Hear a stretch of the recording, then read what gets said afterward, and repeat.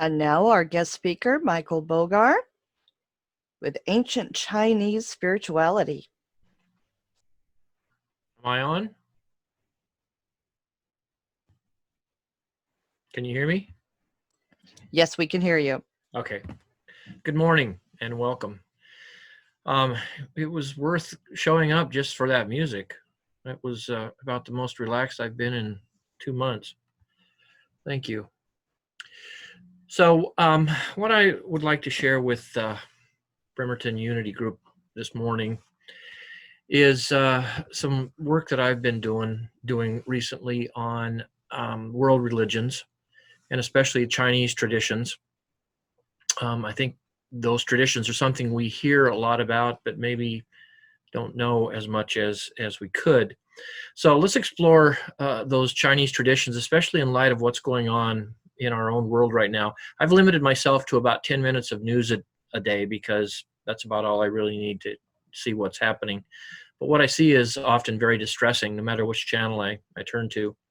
And I think most of you know what I'm talking about with the coronavirus and the protests and all the things going on in the politics and social issues of the day. So with that in mind and that background, I've chosen these Chinese traditions to kind of show how they have a balanced approach to life, I think.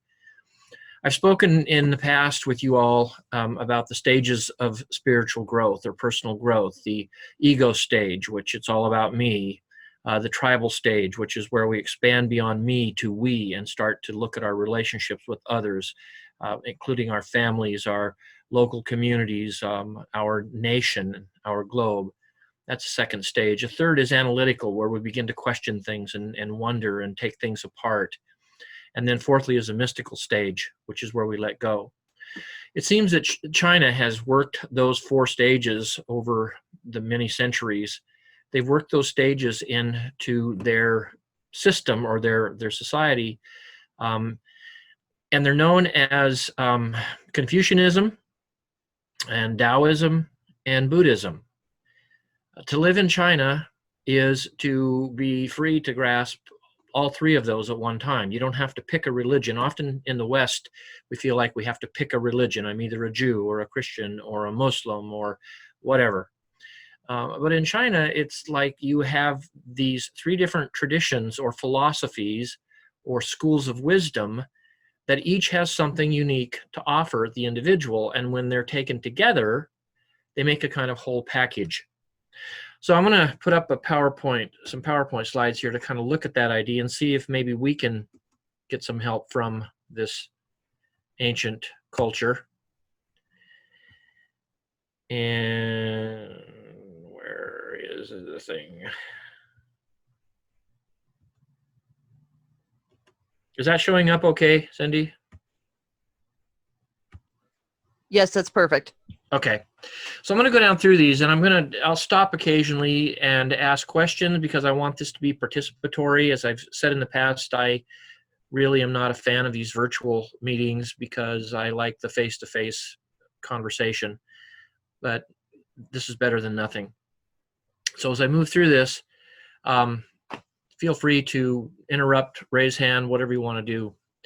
So ancient Chinese spirituality, and I hesitate even to use that word spirituality because it's more than spirituality. It's life, it's psychology, it's politics, it's culture. It's all bound together. There's no separation between politics, religion, culture.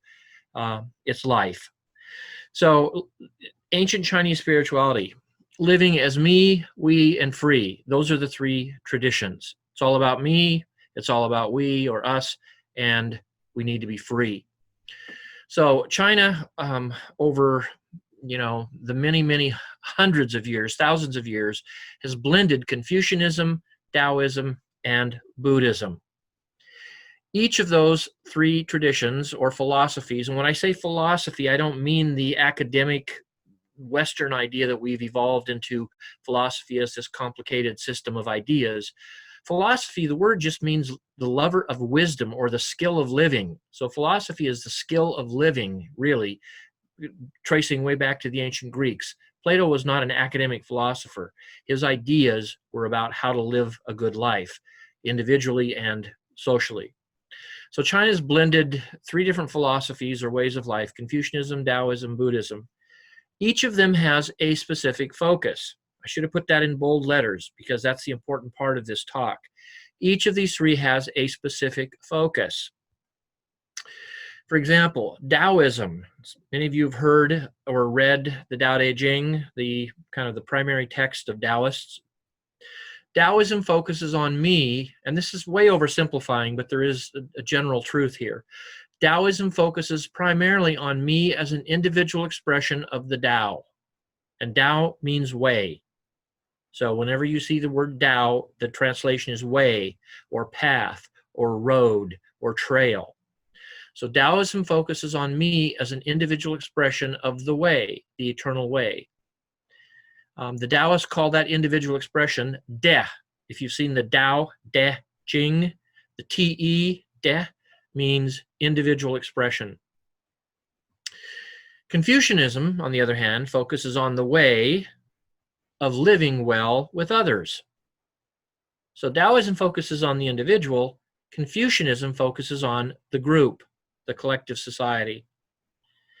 Buddhism, a third alternative in China, teaches you to stay sane and happy by releasing too much focus on the self or too much focus on socio-political expectations and attachments. In other words, you need to take care of yourself, you need to take care of your politics and society, and you need to know how to let go when it gets too insane. So all three of those work together. When practiced together, there's harmony in life. So here's another way maybe of saying it. I'll call it conservative Confucianism. This is from the Analects of Confucius, the most popular. This book goes back, the archaeologists are uncovering bits and pieces of this book now in China that go back at least 2,500 years. So it's been in Chinese culture. If you had to pick a main text in Chinese culture, it is this book, the Analects of Confucius. If you can see me on the screen, I have a little thin volume of it. It's not a very big book, but it's just basically sayings from Confucius. And here's how the first book, the second chapter says: the true lover of wisdom devotes himself or herself to the way, the Tao. The way, or Tao, is to follow the fundamental traditions. For when the fundamentals have been established and preserved, then the right courses of life naturally evolve. And then he goes on to explain the fundamentals. Are not strong family relationships and respect for our political rulers the very foundation of a good and unselfish society? So there you can see Confucianism wants to conservative, the traditions that have worked in the past and to continue to habituate them through ritual and custom and education and entertainment. Every means possible in a culture is used to promote these wisdom traditions, to conserve these traditions that primarily focus on respect taught in the family and respect taught in the political life, so that there's sanctity about all the traditions that are found in the Chinese culture. Confucius makes it very clear, and this has been a fundamental part of Chinese civilizations. If you don't have the fundamentals, the basic traditions, you will move into chaos. And some are pointing that out today. Those in the more conservative tradition are looking at all the chaos today and saying it's because we've lost so much of our tradition. Now, I'll call it progressive Taoism, a second perspective in China. This is how the Tao Te Ching, the very first chapter, this is one translation from the Tao Te Ching. So I'm taking this right out of the literature. The way, or the Tao, that can be written down and taught is not the way of existence. The absolute and established are not the eternally real. Flow and change are real. So here you see what looks to be almost a contradiction. Confucianism says the Tao, the way, is tradition, the rules, The customs that we have established as a culture must be preserved or we will fall apart. The Taoist comes along and says, no, the way that can be written down is not the way. Rules and regulations that are written and fixed forever, that's not the way. Taoism focuses on the flow of water. Like nature is always moving and changing. That which is eternally real must progress and move. So it's a little different perspective. Well, then the Buddhist comes along, and this is out of the Dhammapada. I think I have a copy of it here. Little Buddhist text. Says it this way, and I call it Buddhist Libertarianism, and that's not entirely accurate, but you get the idea, I think. It says, attachment to self or attachment to tribal desire is the way of resentment and war. Let go of all egoic and partisan attachments if you seek peace of mind and peace of society. In other words, the Buddhist perspective comes along and says, maybe you're both wrong. You know, if you attach to your tribal conservative ideas, you're just going to get resentful and have fights with people who don't agree with you. Or if you attach to your progressive flow and change, and we need to always be moving and shifting here and there, you're also going to get into fights with other people. So if you take these other two perspectives, progressive Taoism, conservative Confucianism, too seriously, you're going to divide into camps, and you're just going to have war after war after war, which actually is what happened in certain periods of the Chinese history, huge civil wars with thousands of people, genocidal experiences that went on in China as these different perspectives or ways were fought over. So as the Buddhists came from India into China and Buddhism caught on, they sort of chided both sides and said, you know, both of you can get too entrenched in your progressive or your conservative ideas and attitudes, and all you'll have is war and resentment and fighting. So you need to learn to let go. You need to learn to let go. Now, oftentimes what we find in the West is people say, well, you got to pick a camp. You're either a Confucianist, a Taoist, or a Buddhist. But in China, there's been this attitude that the human soul has all three of these strands. Every conservative Confucian has an inner Taoist. To put that in modern terms in America, every conservative Republican has an inner progressive.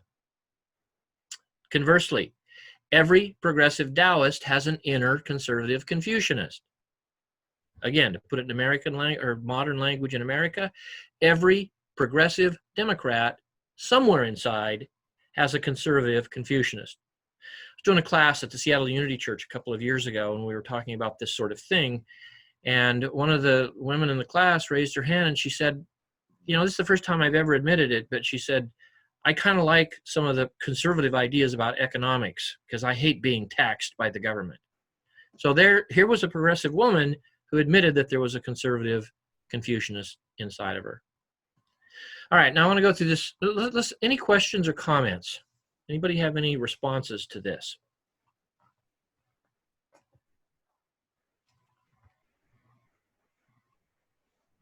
Going once, going twice, sold. All right, so we're going to go to the next screen. Now, kind of giving the same idea with a different chart. Let's go through these three again. Ancient Confucianism, hundreds of years old in China. If you had to say what's the main philosophy, the main school of ideas in China, it's Confucianism. In fact, even after the communist takeover in 1949, when they tried to squelch Confucianism, Taoism, and Buddhism, because Marxist communism in general wants to do away with any competing religious structure, because the Marxist system itself is the religion.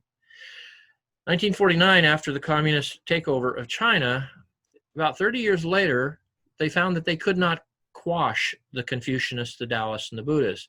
So there's a renaissance of Confucianism, Taoism, and Buddhism that's been going on since the 1980s. And now the communist Marxists and the Confucianists, Taoists, and Buddhists are trying to sort of learn how to live together, because the millions of people in China are not going to give up these ancient traditions. Confucianism is a mainstay.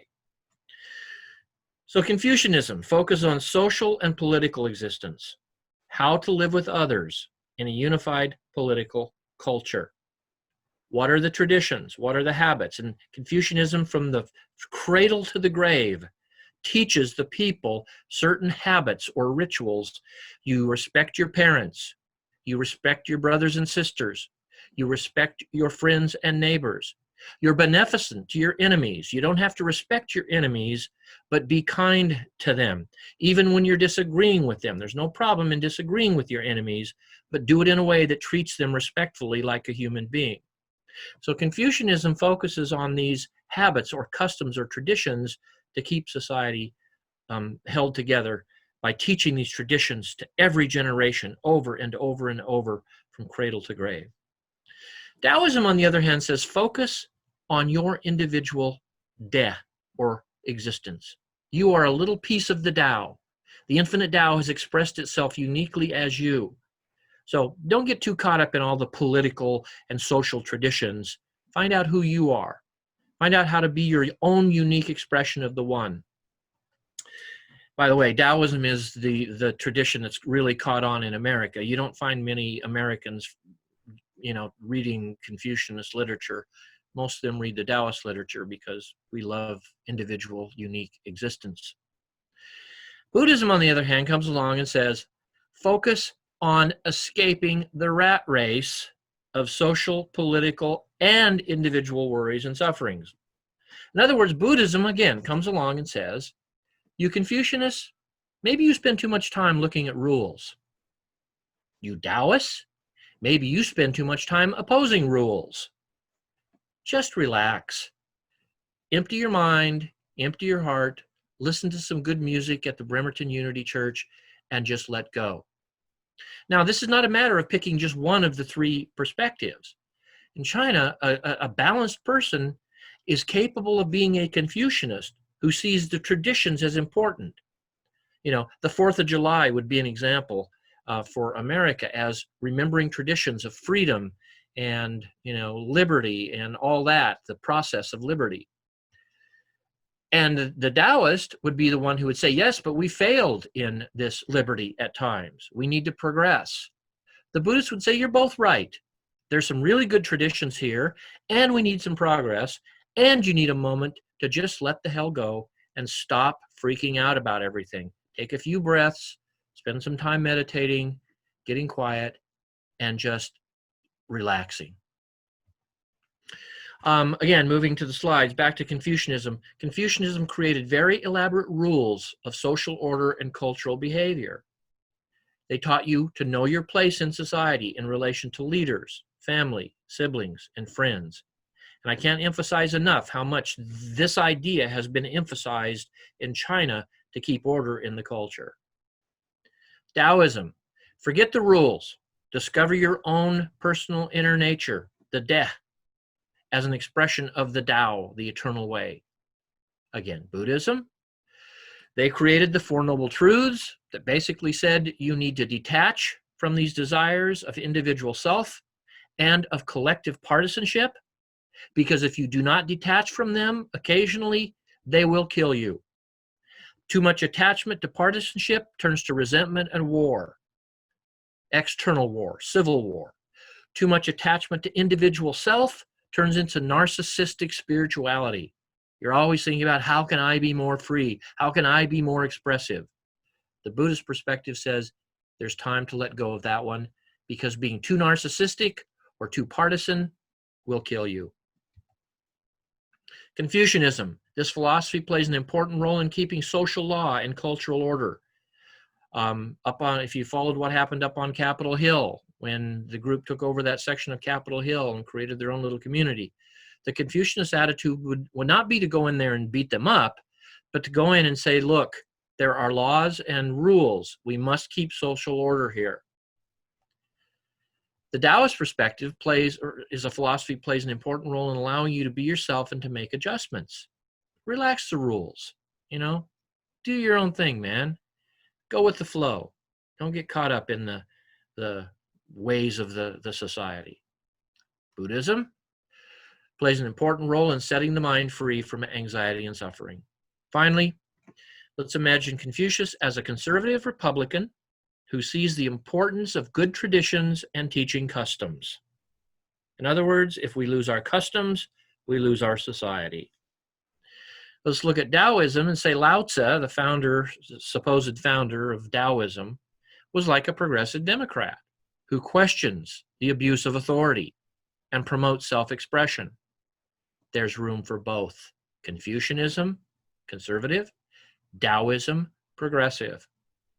And then again, the Buddhist steps in and says, we're not interested in earthly politics, but we're interested in escaping both partisan ideologies, although Buddhism later got political. So that's a kind of summary of these three different philosophies. There's so much more than this, obviously, but I'm just going to leave it there and see what responses. One of Confucius and Lao Tzu's ways of teaching was to present material. They called it the one corner of the room, and then let the students explore the other three corners of the room. So what's any responses or comments to this? What came through your heart and mind as you heard this?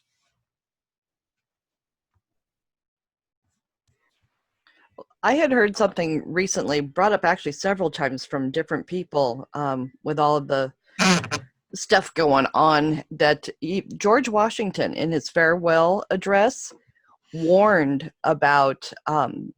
people about political infighting, and that people needed to be more concerned about the nation as a whole instead of the individual parties.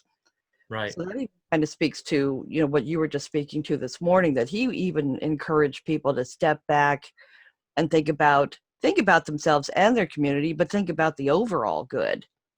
Yeah. Yeah, I mean, you look at the Constitution. Anybody know the first line of the Constitution by any chance?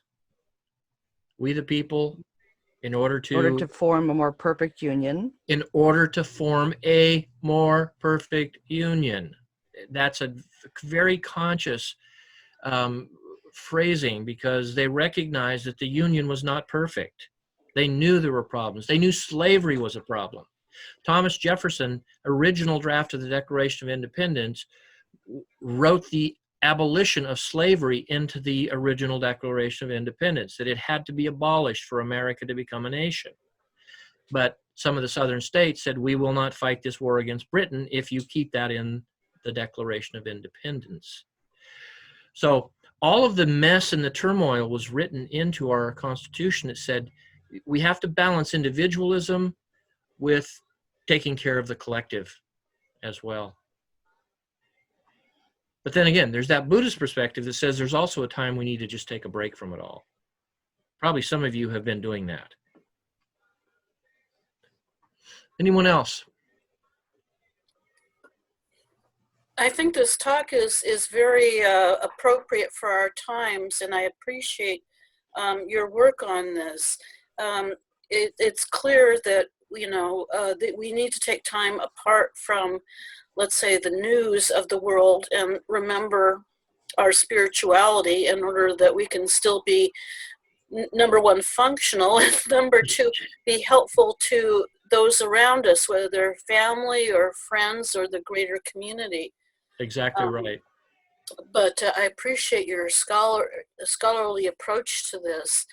And it's clear, too, that China will be going through their own upheavals just as we are, because of, I'm sure you're aware of their suppression of the Uyghurs in concentration camps, and there's all sorts of human rights abuses going on.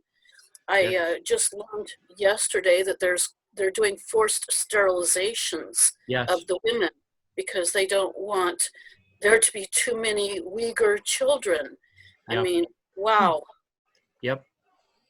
Yeah, we get very little, virtually no news about that, which I think is interesting. They have concentration camps full of Baha'i people, full of Muslims, full of Christians. So there are horrible rights abuses going on in China right now, but some would say that we are so economically indebted to them, and politicians from both parties are gaining from their relationship with China, that they don't want a negative view expressed. So it's very easy to get caught up in all this stuff, and I think at some level we need to be involved we also need to know when to step back, as you said, and just relax. Because we can't fix it all. And I think you said it beautifully. Take your energy and deal with the people right around you, in your family, in your neighborhood, in your town. And that's very Chinese, very Confucian. Take care of those around you. Anyone else? Thank you. That was Debbie, I think. Yes. Thank you, Debbie. Anyone else?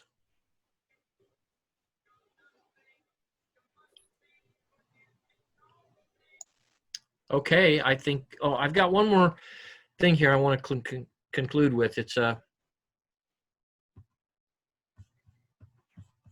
quote from somebody on Facebook.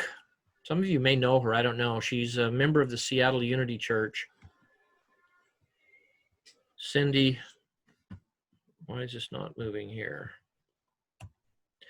Cindy Johnson Khalsa, and if anybody recognizes that name, Khalsa, it's part of the Sikh community. This is an expression she put up on Facebook this morning. She said, "My kids used to think that my flagpole was so big that if someone was on the freeway, they would know how to find my house. I was raised in the military services. Relatives on all sides of my family either lived or died in the military," which, by the way, is a huge part of the Sikh spirituality, to be involved in promoting justice if there's war. She said, "I consider myself a patriot. As a child, I had a Barbie doll in a Navy uniform. There is the good, the bad, and the ugly about our past, American past, yet I know this country has the fortitude and guts to bring us back together. There's nothing we can do to take away the pain of our past. I only ask for forgiveness for myself and my ancestors before me. Going forward, I pledge allegiance to liberty and justice for all human beings of all colors, genres, creeds," I think, anyway, both here in America and throughout our entire global community. So to me, this is a beautiful encapsulation of all three of these perspectives. There's a sense of Buddhist peace permeating this. There's a sense of Confucianist patriotism. There's a sense of progression into a more perfect union. And I think if, as a nation, we can stop fighting at each other and sitting down and saying, you've got a good point there, and you've got a good point there, and we can come together and continue to move forward in that direction of a more perfect union. So that's my conclusion. And if there are no more comments or questions, I guess I'm going to go into my Buddhist mode and stop talking. Morris, did you want to say something? Oh, yes. Can you hear me? Yes. Yes. I wrote down where you said the Thai that can be written down and taught is not the way of existence. Could you please explain that? Yeah, the word Tao in Chinese is a very broad term that just means way, road, path. You find something like it in all the religious traditions. The Tao is the path, the way. So the Confucianist Tao was to write things down and to teach them as sort of law or habits or customs. The Taoist way was to say, no, don't write it down, let it flow. So there's two different ways here. One is the way of writing things down and conserving them. The other is not to write them down, but just to let them flow freely and progress. Really? Right. So it's two different ways. Okay. Does that make sense? Yes. Okay. It's just that our way, when I think of, reading the daily word, or we read portions from the Bible, those are things that are written down. Yes. And we let them influence our actions and expressions. Yes. That's See, again, there is room for both perspectives. That's what I'm trying to emphasize here, okay. is that there is a time to write things down and maintain them because they're true. Okay. And there's a time to say, it's time to erase that and to change it. It's not either or. All right. Okay. That makes sense? Yes. All right. I understand. Okay. Good. Thank you very much. Right. Great. great question.